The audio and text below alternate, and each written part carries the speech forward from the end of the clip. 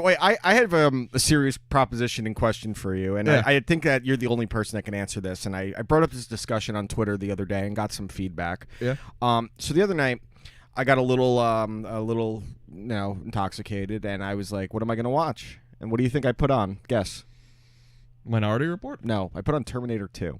You. By the way, you phrase that question as if like, how can Ralph get that question? I was hoping you were gonna say something ridiculous, but I put on Terminator 2: Judgment Day. Do you want to try it again? You want me to say something? Yeah. Ridiculous? What? No, I don't. No, do it. What movie did I watch, Ralph? Ernest Goes to Camp. No, I watched that yesterday though. By the way, I know that you're kidding, but there's a good chance you're not kidding. So. I got grounded once, and my dad took my Ernest Goes to Camp movie away. I was watching Terminator 2, and I had a big conundrum. So the scene specifically that I was bothered by, and I've had this discussion with people before, is that when Arnold Schwarzenegger walks into the bar, you know the scene I'm talking, when he first walks in the bar, and it's early in the movie. Your clothes, your shoes, give them to me. He's ass naked, and when he walks in the bar, the first person he sees is this woman bartender, and she looks him up and down. And when she looks down at his genitals, she smiles. So like she's impressed. So that would imply that the Terminator has a big dick, correct?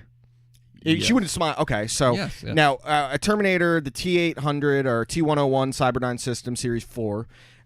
Shut up. It's a human. It's living, growing tissue over a metal exoskeleton. How does the Terminator's dick work? Does he constantly have an erection? A hydraulic system. But how would it appear flaccid? So is he always rocking a fucking okay, boner? So this is what I think it is. I think inside where there would be a reservoir for like oil, coolant, or whatever, it contains a hydraulic fluid. When the situation arises, there's an elaborate pump and balance system, pressure system that pumps it into the genitals, gives him the erection. He does whatever he needs to do with it, and then and it probably is loud and probably it goes down. His dick makes a noise. Yeah, kind of like a crane. So then when I ended up going on, I watched all the Terminator movies, and then I watched Terminator 3, and there's the scene with the female Terminator where she makes her tits bigger. So that would probably elaborate on that. Yeah, they perfected it. That's a double hydraulic system. You think his dick could just flop around like flaccid? And what about his ball? How do his balls work? They're just decoration. They're just decoration, but do they like? Could you give a Terminator like a hand job? I think it's a battery system. It's probably a battery.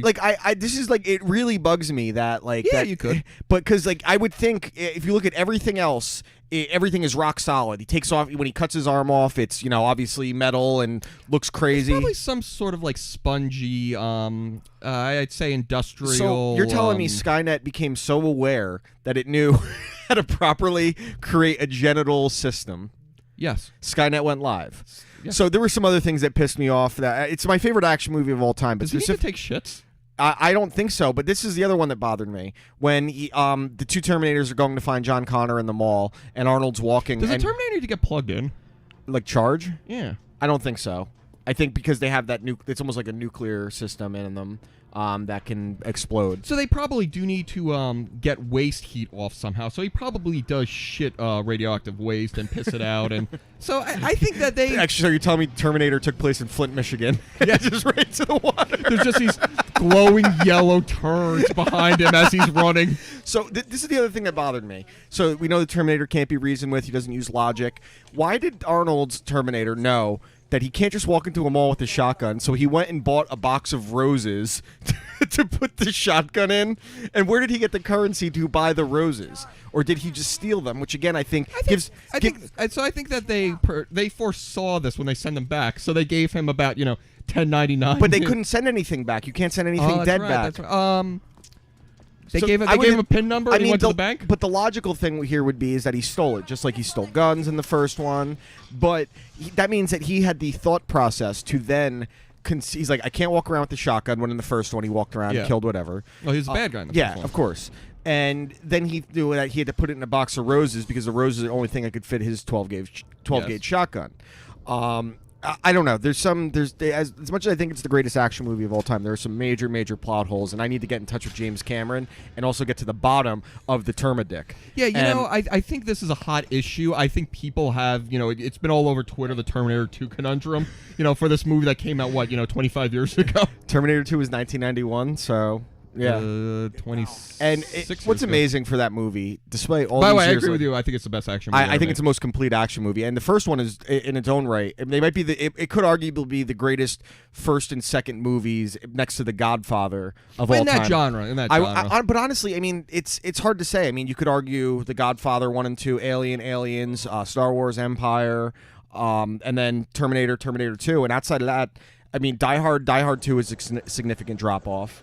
I've seen Die Hard 2, but it's like if I saw it, it would be the same thing with Minority Report. Going like, I remember this. Oh wait, I guess this Lethal Weapon 2. They're both really good, so you could put all the Lethal Weapons are they can blend together. I would want to say Mission Impossible, but I think the 3, 4, and 5 are so much better than 1 and 2. So I mean, the Terminator has to be in the first two have to be, but then after 2, it's a significant drop off in quality. As much as I still one's not that bad.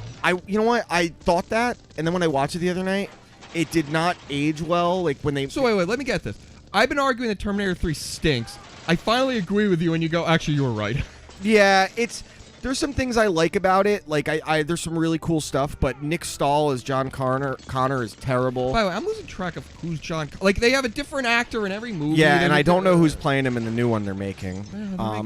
Yeah, but is Arnold in it? Yes, Arnold's in it. Actually, I really like the most recent one. Genesis was actually pretty cool. I didn't see it because they spelled Genesis wrong.